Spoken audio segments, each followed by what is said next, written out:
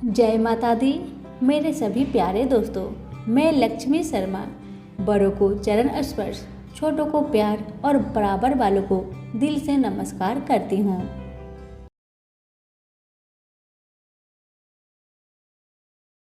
ज्येष्ठ मास में नित्य नियम से रोज सुने माँ तुलसी की पावन कथा। कहते हैं कि जो भी भक्त श्रद्धा भक्ति के साथ तुलसी माता की कथा का श्रवण करता है उसके सारे रोग नष्ट हो जाते हैं, घर में अन्न धन का भंडार भर जाते हैं और मिलती है श्री हरि विष्णु भगवान की विशेष कृपा। सभी प्रेम से बोलिए तुलसी मैया की जय हो। कथा को पूरा सुनिए, अगर अच्छी लगे तो दूसरों को भी शेयर करें। अब सुनिए कथा। बहुत समय पहले की बात है। एक गांव में एक ननद भाभी रहा करती थी। ननद अभी कंवारी थी। उस परिवार में ननद, भाभी और भाई, इन तीनों के अलावा और कोई भी नहीं रहता था। भाभी तो कभी कोई पूजा पाठ करती ही नहीं थी और ननद हर रोज तुलसी माता की पूजा किया करती थी, उनकी बड़ी सेवा करती थी। बिना तुलसी पूजन के ननद कभी भोजन नहीं करती थी। ननद का पूजा पाठ देख के भाभी को बहुत क्रोध आता था। कभी कभी भाभी तो अपनी ननद से ऐसे भी कह देती थी कि जब तुम्हारा विवाह होगा ना तो मैं तुम्हें और बराती को तुलसी ही खाने दूंगी और दहेज में ये ही दूंगी। इसी तरह समय निकलने लगा, दिन बीतने लगी। अब तो ननद भी बड़ी हो गई थी। भाई ने अपने बहन के लिए एक अच्छा घर और बर ढूंढा। अब तो बहन की शादी पक्की हो गई। बहन की शादी वाले दिन भाभी ने क्या किया, बारातियों के सामने तुलसी का गमला फोड़ कर रख दिया। लेकिन ननद की सच्ची भक्ति और श्रद्धा से तुलसी माता बहुत प्रसन्न थी। इसी कारण से तुलसी माता की कृपा से तुलसी का गमला स्वादिष्ट व्यंजन में बदल गया। ये चमत्कार देखकर भाभी बहुत आश्चर्यचकित हो गई, लेकिन फिर भी उसका आदत नहीं गया। उसने फिर क्या किया, अपने ननद को गहने के बदले में तुलसी की मंजरी पहना दी। लेकिन तुलसी माता की कृपा से वह मंजरी भी सोने के आभूषण में बदल गए। ये देखकर भी भाभी बहुत हैरान हुई, मगर फिर भी अपनी करतूत करनी न बंद किया। उसने फिर वस्त्रों के स्थान पर तुलसी का जनेऊ रख दिया। लेकिन तुलसी माता की कृपा से वह तुलसी का जनेऊ रेशमी और सुंदर वस्त्र में बदल गया। ननद की भाभी बहुत पापिन थी, इसलिए तुलसी माता की महिमा को न जान सकी। भाई ने अपने बहन को बड़े प्यार और आदर के साथ विदा किया। बहन ससुराल में गई। ससुराल वाले उसके दहेज आदि के बारे में बहुत बड़ाई करने लगे। जब ये बात भाभी को मालूम हुई तो उसे बड़ा आश्चर्य हुआ और तुलसी जी की पूजा का महत्व उसको समझ में आ गया। भाभी की एक लड़की थी। अब भाभी सोचने लगी, क्यों ना मैं भी अपनी बेटी को तुलसी माता की पूजा करने को कहूँ। अब तो भाभी अपनी लड़की से कहने लगी कि तू भी तुलसी माता की सेवा कर, तुझे भी बुआ की तरह फल मिलेगा। पर लड़की अपनी माँ के जैसी ही थी, उसे तुलसी की सेवा में मन नहीं लगता था। भाभी की लड़की हर रोज सुबह स्नान करके ऊपर के मन से अपनी माँ की बात रखने के लिए तुलसी माता की पूजा कर लिया करती थी, मगर मन उसका पूजा में कभी नहीं लगा। इसी तरह समय बीतते गया। इस बार भाभी ने खुद अच्छा घर और वर देखकर अपनी बेटी का विवाह तय किया और जब विवाह का समय आया तो भाभी ने सोचा, जैसा व्यवहार मैंने अपनी ननद के साथ किया वैसा ही व्यवहार मैं अपनी बेटी के साथ करूंगी, क्योंकि मैंने जो ननद के साथ व्यवहार किया उसी व्यवहार के कारण ननद को इतनी इज्जत मिली थी। क्यों ना मैं भी अपनी लड़की के साथ वैसा ही व्यवहार करूं। अब जैसे ही बाराती वाले आए, भाभी ने तुलसी जी का गमला को फोड़कर बाराती के सामने रख दिया, परंतु इस बार मिट्टी मिट्टी ही रही। मंजरी व पत्ते भी अपने पूर्व रूप में ही रहे तथा जनेऊ भी जनेऊ ही रहा। सभी बाराती भाभी की बुराई करने लगे। ससुराल में भी लड़की की और उसकी माँ की बहुत बुराई हो रही थी। भाभी को अपनी ननद से बहुत जलन होता था। इस कारण भाभी अपनी ननद को बहुत कम ही घर पर बुलाया करती थी, पर भाई अपने बहन को बहुत मानता था। भाई ने एक दिन सोचा, बहन की शादी किए हुए बहुत साल हो गए, क्यों ना मैं अपने बहन से मिलकर आऊं, उसके ससुराल जाऊं। अब भाई ने अपनी इच्छा अपनी पत्नी को बताया। पत्नी से कहा, कुछ सौगात ले जाने के लिए कुछ दो। बहन का घर जाऊंगा, खाली हाथ कैसे जाऊं, कुछ हो तो मुझे दो। भाभी ने क्या किया, गुस्से से जुआर एक थैले में भरकर कहा, लो इसी को लो और अपनी बहन के घर ले जाओ। मेरे पास और कुछ नहीं है, यही है, इसी को ले जाओ। बेचारा पति दुखी मन से चल दिया, वही जुआर भरे थैले को लेकर, और मन ही मन में सोचते जा रहा था, भला कोई भाई अपने बहन के ससुराल में जुआर ले जाता है। यही सोचते सोचते भाई बहन के ससुराल की तरफ जा रहा था। उसने सोचा, ये जुआर बहन के ससुराल ले जाऊंगा तो लोग क्या कहेंगे, क्यों ना मैं इसे गाय को खिला दूं। भाई जब बहन के नगर के समीप पहुंचा और उसने एक गौशाला में गाय के सामने जुआर का थैला उलट दिया। जुआर को उलटता देखकर तब गौपालक ने कहा, ए भाई तुम ये क्या कर रहे हो, सोना मोती गाय के आगे क्यों डाल रहे हो। भाई ने जब नीचे देखा तो सचमुच हीरे मोती सोना चांदी जगमगा रहे थे। भाई ने तुलसी माता के चमत्कार को जान लिया और जोर जोर से तुलसी माता की जयकारा लगाने लगा और सारी कहानी उस गौपालक को बताया था। सोना चांदी हीरा मोती थैले में भरकर बहुत प्रसन्न मन से अपने बहन के घर गया। बहन भाई को देखकर बहुत प्रसन्न हुई और अपनी भाई की बहुत आवभगत की।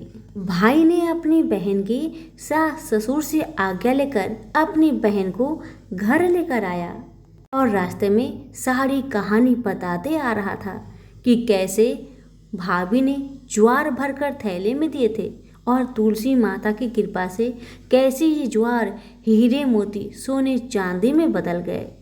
भाई को तुलसी माता का महिमा पता चल गया था। अब भाई और बहन घर आकर अपनी भाभी को सारी कहानी बताते हैं और तुलसी माता की महत्व को समझाते हैं और पूजन करने का फल उसे भी बताते हैं। अब तो भाई और भाभी और उसकी बेटी तीनों जन मिलकर हर दिन तुलसी माता का पूजन किया करते थे और तुलसी माता भी उनके पूजन से प्रसन्न होकर उनके घर में अन्न धन के भंडार भर दिए और भाभी की बेटी को भी अच्छा घर और वर मिला। तो सभी मिलकर बोलिए, तुलसी मैया की जय हो। एक नगर में एक गरीब ब्राह्मण अपनी पत्नी के साथ रहता था। वह भिक्षा मांग मांग कर अपना जीवन गुजारता और भगवान की पूजा में लगा रहता था। वह उतने ही भिक्षा मांगता जिससे उसके और उसके परिवार का पेट भर सके। उस नगर का राजा बहुत धनवान था और ब्राह्मणों का आदर करने वाला था। राजा किसी भी ब्राह्मण को अपने महल से खाली हाथ नहीं जाने देते थे। दूर दूर से ब्राह्मण राजा के पास आते और मुंह मांगा दान लेकर आशीर्वाद देते हुए वापस चले जाते थे। एक दिन ब्राह्मण की पत्नी ने ब्राह्मण से कहा कि दूर दूर के ब्राह्मण राजा से मनचाहा दान लेकर चले आते हैं और तुम भी यहाँ रहकर राजा के पास नहीं जाते। जन्म भर मैं कंगाली का झक झेलूं, आज तुम जाओ और राजा से कुछ मांग कर लाओ। ब्राह्मण ने पत्नी को समझाते हुए कहा, तू तो बावड़ी है, हमें धन की क्या जरूरत, हमें इतना तो मिल ही जाता है जिससे हम अपना पेट भर सके। और राजा का धन तो अच्छा नहीं होता, वो हमें नहीं लेना चाहिए। ब्राह्मण की पत्नी जिद पर अड़ गई और बोली, मैं तुम्हारी एक भी बात सुनने वाली नहीं। कब तक हम कंगाली में जीते रहेंगे? तुम तो रोज माला लेकर बैठ जाते हो। अपने बच्चे को क्या खिलाएंगे और क्या पहनाएंगे? जब बच्चे दूसरे बच्चों को पहनते, ओढ़ते और खाते पीते देखेंगे तो उनका भी मन ललचाएगा। अब तुम राजा के पास जाओ। राजा बहुत भला व्यक्ति है, वो हमें मुंह मांगा दान जरूर देंगे। मजबूर होकर ब्राह्मण राजा के महल की ओर चल पड़ा, पर राजा उस समय महल में नहीं था। ब्राह्मण को वापस लौटना पड़ा। दूसरे दिन ब्राह्मण की पत्नी ने ब्राह्मण को फिर से महल में भेजा, परंतु राजा फिर से महल में नहीं मिला। तीसरे दिन राजा महल में गया और उसने ब्राह्मण का स्वागत किया और उसे आसन पर बैठाया और साथ में ब्राह्मण देवता से 2 दिन न मिल पाने के लिए क्षमा भी मांगी। राजा ने कहा, मैं आपकी क्या सेवा कर सकता हूँ? ब्राह्मण ने कहा, जो मैं मांगू वो आप दे सकेंगे? राजा ने कहा, हाँ हाँ कहिए, मैं आपकी क्या सेवा कर सकता हूँ? ब्राह्मण ने निवेदन किया, महाराज मैं कुछ और नहीं चाहता, बस आप मुझे अपने पसीने की कमाई से 4 पैसे दान में दे दीजिए।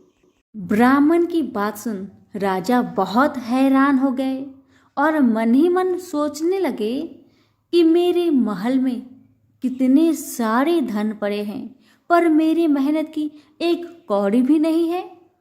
राजा ने ब्राह्मण से कहा, आप मुझे 1 दिन का समय दे, मैं कल आपको आपका मुंह मांगा दान दूंगा। ब्राह्मण महल से अपने घर को खाली हाथ ही लौट आए। ब्राह्मण को खाली हाथ आता देख पत्नी बोली, क्या हुआ, राजा ने कुछ दिया नहीं? ब्राह्मण बोला, राजा ने कल देने के लिए कहा है। ब्राह्मण की पत्नी सोचने लगी, शायद इन्होंने बहुत सारा धन मांगा होगा और राजा को इसकी व्यवस्था करने में समय लग रहा होगा, इसलिए कल बुलाया है। दूसरी ओर राजा ने अपने राजसी कपड़े बदलकर फटे पुराने कपड़े पहने और मजदूर जैसा भेष बना लिया। जब राजा की पत्नी ने देखा और कारण पूछा तो राजा ने सब कुछ बताया। रानी बोली, मैं भी आपके साथ चलूंगी। राजा के हाँ कहने पर रानी भी पुरानी साड़ी पहनकर आ गई। इस प्रकार राजा रानी मजदूरी की तलाश में शहर निकले। लुहारों के मोहल्ले में जाकर राजा ने आवाज लगाई, किसी को मजदूर चाहिए? आखिरकार एक लुहार ने उन्हें बुला लिया, जो पहिए पर हाल चढ़ाने की तैयारी कर रहा था। उसने राजा से कहा, देखो तुम्हें पहले खलात ठोकनी पड़ेगी और जब आग आ जाए उसके बाद घन पिटना होगा।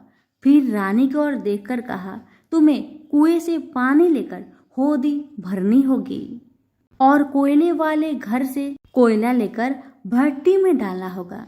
तुम दोनों के दिन भर काम करने के लिए मैं तुम्हें 2-2 आने दूंगा। अगर काम पसंद हो तो बोलो, नहीं तो अपना रास्ता नापो।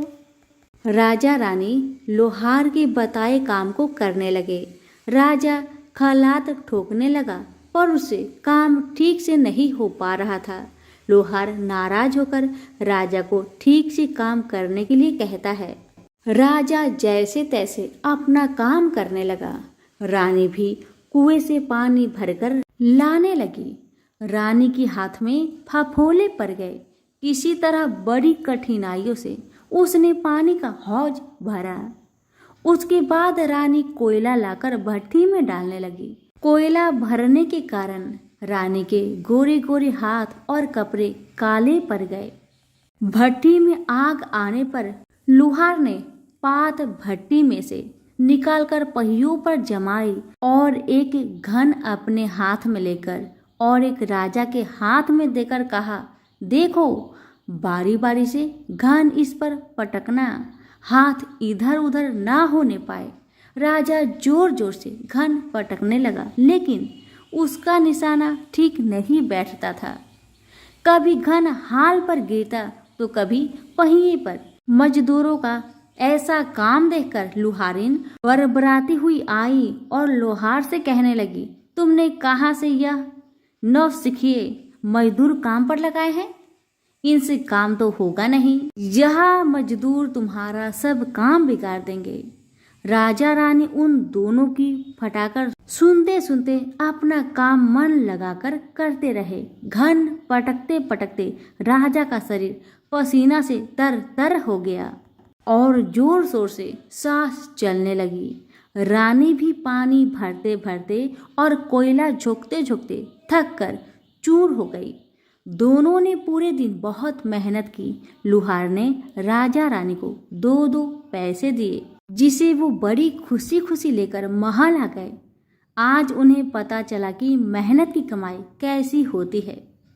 राजा ने 4 पैसे अलग रख दिए और अगले दिन ब्राह्मण को बुलाकर उसे दे दिए। ब्राह्मण राजा को आशीर्वाद देकर घर लौटा और ब्राह्मणी से कहा, लो, मैं राजा के यहाँ से दक्षिणा ले आया हूँ। ब्राह्मणी खुश होकर दौड़ती हुई आई, पर जब उसने 4 पैसे देखे तो वह ठिठक कर रह गई और उन्हें दूर फेंक दिया। वो जल भूनकर ब्राह्मण से बोली, तुम जैसे दरिद्र राजा के यहाँ भी जाकर कुछ नहीं मांगा, शर्म भी नहीं आती। इतना कहकर रूठ कर चली गई और बहुत देर तक बरबराती रही।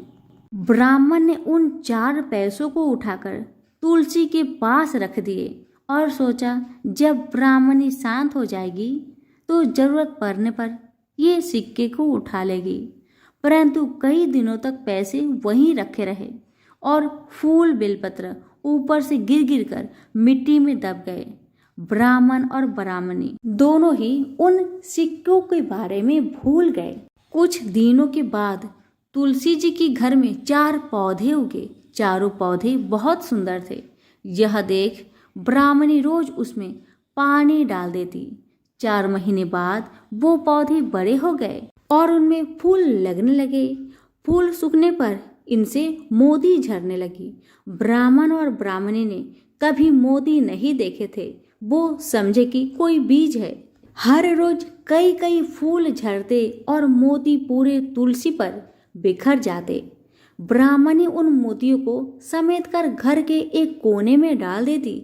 इस तरह वहां मोतियों का ढेर लग गया था। एक दिन एक सब्जी वाली आई। ब्राह्मणी को सब्जी लेनी थी, पर उसके पास पैसे नहीं थे। उसने सब्जी वाली से कहा, क्या तुम इन चमकदार बीजों के बदले सब्जी दे सकती हो? सब्जी वाली ने देखा तो वो पहचान गई, अरे ये तो मोती है। उसने खुशी खुशी ब्राह्मणी को उन मोतियों के बदले उनकी मनपसंद सब्जी दे दी। अब से हर रोज ऐसा होने लगा। ब्राह्मणी और सब्जी वाली दोनों खुश थे। सब्जी वाली यह सोचकर खुश थी कि मुझे 1 पैसे की तरकारी के बदले हजारों का माल मिलता है, और ब्राह्मणी ये सोचकर खुश थी कि इस बीजों के बदले सब्जी मिल जाती है। इस प्रकार कई महीने बीत गए। उधर राजा के महल में कई राजहंस थे जो मोती चुगते थे। राजा का यह नियम था, जब राजहंस मोती चुग लेते थे उसके बाद ही राजा और उसका परिवार भोजन करता था। एक समय बाद राजा का सारा धन उन मोतियों और दान देने में खर्च हो गया। अब राजा को मोती खरीदने के पैसे तक नहीं बचे। यह खबर पूरे नगर में फैल गई। ब्राह्मण और ब्राह्मणी को जब यह पता चला तो उन्होंने यही विचार किया कि राजा बहुत दानी और नेक दिल है। उसने अपना सब कुछ दान कर दिया, यहाँ तक कि शायद उनके पास खाने को भी कुछ नहीं है। ऐसा हालत में हमें उन लोगों की सहायता करनी चाहिए। ब्राह्मण ने ब्राह्मणी से कहा, अगर तू कहे तो इसमें से कुछ बीज राजा को दे दूं। तू कहती है इससे सब्जी और खाने की चीज मिल जाते हैं। ब्राह्मणी ने कहा, हाँ, मैं रोज इसके बदले सौदा लिया करती हूँ। ऐसा कहकर ब्राह्मणी एक टोकरी बीज भर लाई। ब्राह्मण राजा के पास पहुंचा और उसे वो मोती दिए और राजा को सारी बात बताई। राजा उन मोतियों को देखकर चौंक गया। उसने मोती राजहंस को दिए। राजहंस उन्हें चुगने लगे। यह देख राजा ने ब्राह्मण से कहा, एक एक मोती सैकड़ों रुपए का है। सच बताए, आपके पास इतने मोती कहाँ से आए? ब्राह्मण बोला, महाराज, ऐसे बीज तो हमारे घर पर बहुत है। और राजा को पूरी बात बताई। राजा अपने मंत्रियों के साथ ब्राह्मण के घर पहुंचे और उन चारों पेड़ों को देखा। पूछताछ में उन सिक्के वाली बात सामने आ गई। जब पेड़ों को देखा तो उनकी जड़ के पास वही सिक्के चिपके हुए थे। आज ब्राह्मण और ब्राह्मणी को मालूम हुआ कि उनके पास लाखों करोड़ों की दौलत है, जिसे वो साधारण बीज समझते थे। ब्राह्मण ने सोचा कि मेरे लिए यह धन किस काम का। ऐसा सोच ब्राह्मण ने सारे मोती राजा को दान में दे दिए। राजा की आंखें भी खुल गई। मेहनत के धन की कीमत उन्हें मालूम पड़ गई। उस दिन राजा ने प्रण कर लिया कि मैं खजाने के पैसे से एक भी पैसा अपने खर्च में नहीं लगाऊंगा। अपना खर्च मेहनत करके चलाऊंगा। खजाने और ब्राह्मण के दान से राजा ने जनता का हित में कई धर्म कर्म के काम शुरू कर दिए। हे तुलसी माता, जैसे आपने ब्राह्मण परिवार पे अपनी कृपा बरसाई, वैसे ही आपकी कथा कहने वाले, सुनने वाले, हुक्कारे भरने वालों पर अपनी कृपा सदा बनाए रखे। तो प्रेम से बोलिए, तुलसी मैया की जय हो। स्वर्णी मुनि की पुत्री तुलसी अपूर्व सुंदर थी। उसकी इच्छा थी कि उनका विवाह भगवान नारायण के साथ हो। इसके लिए उन्होंने नारायण पर्वत की घाटी में स्थित बद्रीवन में घोर तपस्या की। दीर्घ काल तक तपस्या के उपरांत ब्रह्मा जी ने प्रसन्न होकर दर्शन दिए और वर मांगने को कहा। तब तुलसी जी ने कहा, हे सृष्टि के कर्ता ब्रह्मदेव, आप तो अंतर्यामी हैं, आपसे क्या छुपा है। सबकी मन की बात आप जानते हैं। फिर भी मैं अपनी इच्छा आपको बताती हूँ। मैं चाहती हूँ कि भगवान श्री हरि मुझे पति रूप में मिले। तुलसी की बातें सुन ब्रह्मदेव ने कहा, तुम्हारा अभीष्ट तुम्हें अवश्य मिलेगा। आपने पूर्व जन्म में किसी अपराध के कारण तुम्हें श्राप मिला है। इसी प्रकार भगवान श्री नारायण के एक पार्षद को भी दानव कुल में जन्म लेने का श्राप मिला है। दानव कुल में जन्म लेने के बाद भी उसमें नारायण का अंश विद्यमान रहेगा। इसलिए इस जन्म में पूर्व जन्म के पाप के शमन के लिए संपूर्ण नारायण तो नहीं, नारायण के अंश से युक्त दानव कुल में जन्मे उस श्रापग्रस्त पार्षद से तुम्हारा विवाह होगा। श्राप मुक्त होने पर भगवान श्री नारायण सदा सर्वदा के लिए तुम्हारे पति हो जाएंगे। तुलसी ने ब्रह्मा जी के इस वर को स्वीकार किया, क्योंकि मानव कुल में जन्म के कारण उसे मायावी भोग तो भोगना ही था। तुलसी बद्री वन में रहने लगी। नारायण का वह पार्षद दानव कुल में शंखचूड़ के नाम से पैदा हुआ था। कुछ दिनों के बाद वह भ्रमण करता हुआ बद्री वन में आया, जहाँ तुलसी रहा करती थी। वहाँ तुलसी को देखते ही उस पर मुग्ध हो गया। तुलसी के सामने उसने अपने साथ विवाह करने का प्रस्ताव रखा। इतने में ही वहाँ ब्रह्मा जी भी आ गए और उन्होंने तुलसी से कहा, तुलसी, शंखचूड़ को देखो, कैसा देवोपम इसका स्वरूप है। दानव कुल में जन्म लेने के बाद भी लगता है जैसे इसके शरीर में नारायण का वास हो। तुम प्रस्ताव को स्वीकार कर लो। तुलसी को भी लगा कि उसकी तपस्या पूर्ण हुई है, उसे इच्छित फल मिला है। शंखचूड़ के साथ उसका गंधर्व विवाह हो गया और वह शंखचूड़ के साथ उसके महल में पत्नी बनकर आ गई। शंखचूड़ ने अपनी परम सुंदरी सती सावधि पत्नी तुलसी के साथ बहुत दिनों तक राज्य किया। उसने अपने राज्य का इतना विस्तार किया कि देवलोक तक उसके अधिकार में आ गया। स्वर्ग का सुख भोगने वाले देवताओं की दशा भिखारियों की जैसी हो गई। शंखचूड़ किसी को भी कष्ट नहीं देता था, पर अधिकार और राज्य छीन जाने से सारे देवता मिलकर ब्रह्मा, विष्णु और शिव की सभा में गए तथा अपनी विपत्ति सुनाई।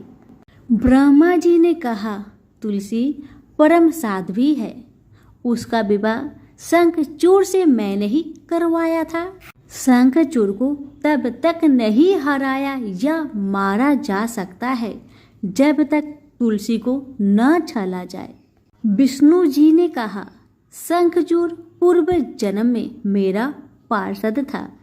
श्राप के कारण उसे दैत्य कुल में जन्म लेना पड़ा। इस जन्म में भी मेरा अंश उसमें व्याप्त है। साथ ही तुलसी के पतिव्रत धर्म से वह अजय है। फिर देवताओं की सम्मति से भगवान शिव ने शंखचूड़ के पास संदेश भेजा कि या तो वह देवताओं का राज्य लौटा दे या फिर उनसे युद्ध करे। शंखचूड़ भगवान शंकर के पास पहुंचा। उसने कहा, देवादिदेव, आपके लिए देवताओं का पक्ष लेना उचित नहीं है। राज्य बढ़ाना हर राजा का कर्तव्य है। मैं किसी को दुखी नहीं कर रहा हूँ। देवताओं से कहिए वे मेरी प्रजा होकर रहे। मैंने आपका भी कोई उपकार नहीं किया है और हमारा आपका युद्ध शोभा नहीं देता। अगर आप हार गए तो बड़ी लज्जा की बात होगी। मैं हार गया तो आपकी प्रीति बहुत अधिक नहीं बढ़ेगी। शंखचूड़ की बातें सुन भगवान शंकर हंसने लगे। भगवान तो सब रहस्य समझते थे। तुलसी और शंखचूड़ के पूर्व जन्म की श्राप की अवधि लगभग पूरी हो चुकी थी। भगवान बोले, इसमें कृति और लज्जा की बात नहीं। तुम देवों के राज्य लौटाकर उन्हें उनके पद पर प्रतिष्ठित होने दो। युद्ध से बचने का यही एक उपाय है। शंखचूड़ ने कहा, मैंने युद्ध के बल से देवलोक जीता है। कोई उसे युद्ध के द्वारा ही वापस ले सकता है। यह मेरा अंतिम उत्तर है। मैं जा रहा हूँ। ऐसा कहकर शंखचूड़ चला गया। उसने अपनी पत्नी तुलसी को सारी बात बताई और कहा, कर्म भोग सब काल सूत्र में बंधा है। जीवन में हर्ष, शोक, भय, सुख, दुख, मंगल, अमंगल काल के अधीन है। हम तो केवल निमित्त है। संभव है भगवान शिव दोनों का पक्ष लेकर मुझसे युद्ध करे। तुम चिंता मत करना, तुम्हारी सती तेज मेरी रक्षा करेगी। दूसरे दिन भगवान शंकर ने नेतृत्व में देवताओं ने युद्ध छेड़ दिया।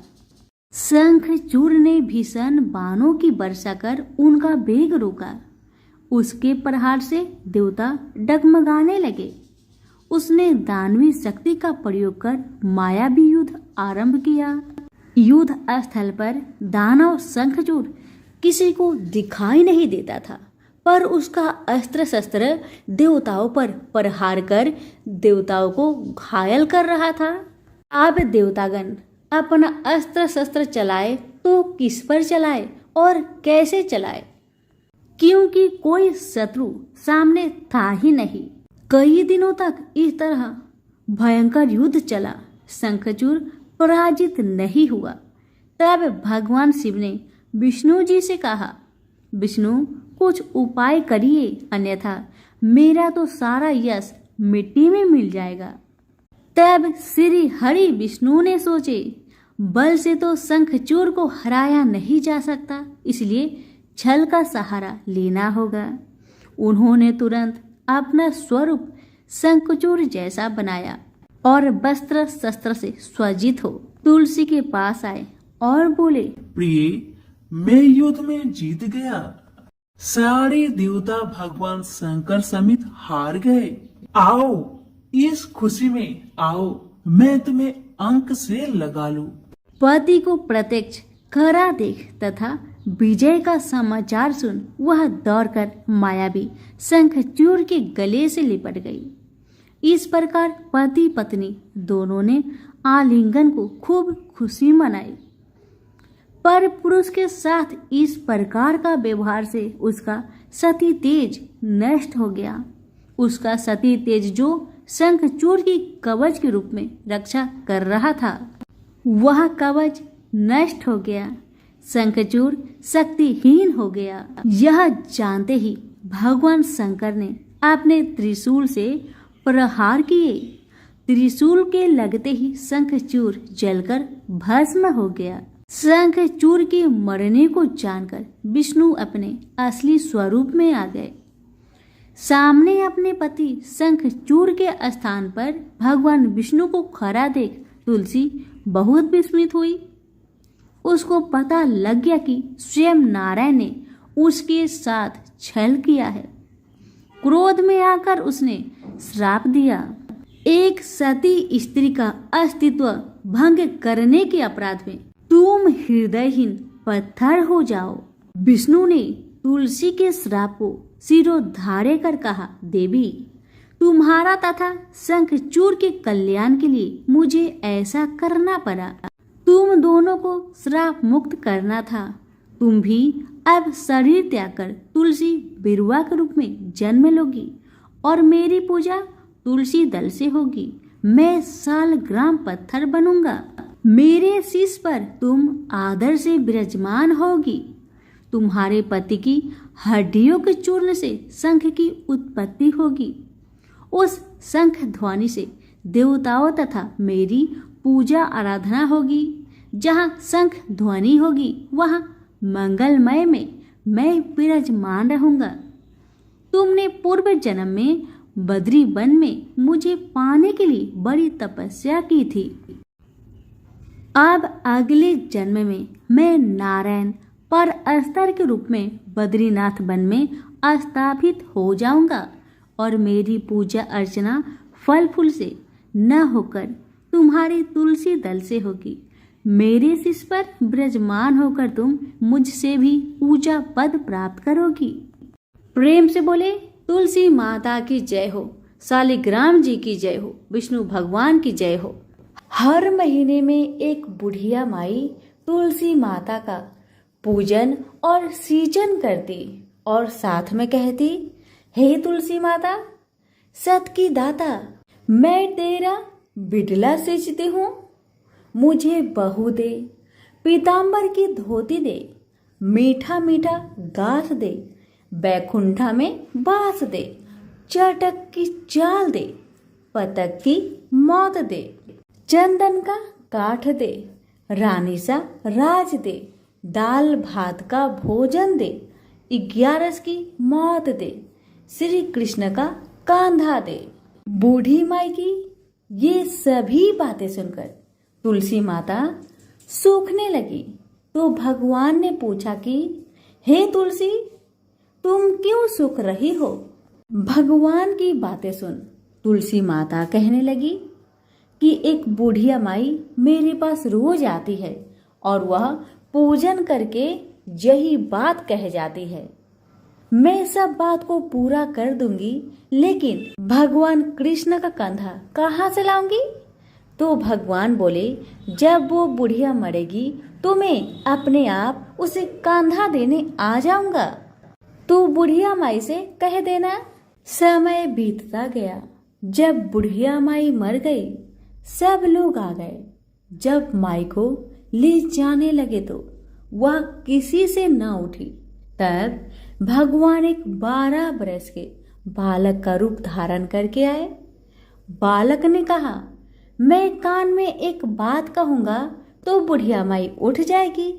बालक ने कान में कहा, बुढ़िया माई, मन की निकाल ले, पीतांबर की धोती ले, मीठा मीठा गास ले, बैकुंठा बास ले, चटक की चाल ले, पाटक की मौत ले, कृष्णा जी का कांधा ले। यह सुनकर बुढ़िया माई हल्की हो गई। भगवान ने कंधा दिया और बुढ़िया माई को मुक्ति मिल गई। हे तुलसी माता, जैसे बुढ़िया माई को मुक्ति दी वैसे सबको देना। प्रेम से बोलिए तुलसी मैया की जय हो। धन्यवाद।